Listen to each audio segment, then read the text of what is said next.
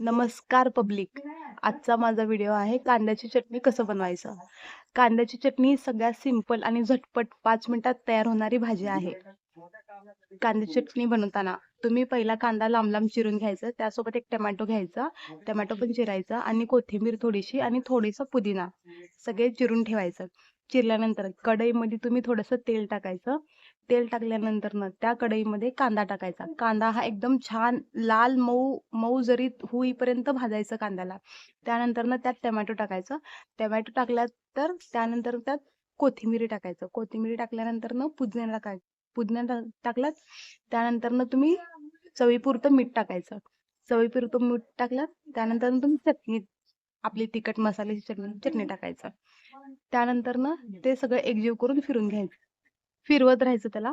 एक एक 2 मिनिटं झाकायचं त्यावर. ते तेलात छान शिजू द्यायचं. झाकून काढल्यानंतर ना बघायचं चाखून मीठ वगैरे व्यवस्थित आहे का? कम असेल तर थोडं वरनं मीठ टाकायचं. कांद्याची चटणी आणि कडक भाकर एक नंबर लागते खायला. एकदा ट्राय करून बघाच तुम्ही. कांद्याची चटणी आणि कडक भाकर. सगळ्यात साधी सोपी बनणारी रेसिपी. आवडल्यास लाईक करा, सबस्क्राईब करा. Thank you.